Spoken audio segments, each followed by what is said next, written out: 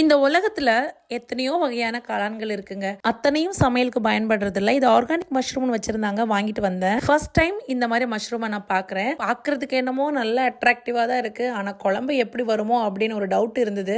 நான் எப்பவுமே பண்ற மஷ்ரூம் கிரேவி மெத்தட் தான் இந்த காளானையும் வச்சு பண்ணேன். ஆனா டேஸ்ட் வந்து ரொம்ப சூப்பரா இருந்தது. இது செய்யறதுக்காக இப்போ ஒரு கடாயில 2 டேபிள் ஸ்பூன் அளவு எண்ணெய் சேர்த்துக்கலாம். கூடவே சமமான அளவுல சின்ன வெங்காயம், பெரிய வெங்காயம், இஞ்சி பூண்டு விழுது சேர்த்து நல்லா வதக்கிக்கோங்க. வெங்காயம் நல்லா வதங்கி வரும்போது மிளகாய் தூள், மல்லித்தூள், மஞ்சள் தூள், சோம்பு தூள், அப்புறமா கரம் மசாலா சேர்த்து இதை வந்து 2 நிமிஷத்துக்கு நல்லா ரோஸ்ட் பண்ணிக்கோங்க. இப்போ அரைச்சு எடுத்துக்கிட்ட ஒரு தக்காளி பழத்தை சேர்த்துடலாம். 3 நிமிஷத்துக்கு நல்லா வதங்கட்டும். மசாலா நல்லா ஆறுனதுக்கு அப்புறமா ஒரு மிக்சியோட ஜார்ல போட்டு நல்லா இந்த மாதிரி அரைச்சு எடுத்துக்கோங்க. அடுத்தது ஒரு குக்கர்ல 1 டேபிள் ஸ்பூன் அளவு எண்ணெய், கிராம்பு, பட்டை சேர்த்துக்கோங்க.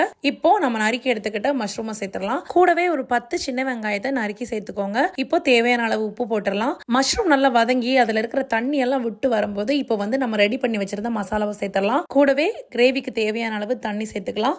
தண்ணி சேர்த்துட்டு கடைசியாக ஒரு வாட்டி உப்பு செக் பண்ணிக்கோங்க. தேவைப்பட்டதுன்னா போட்டுக்கோங்க.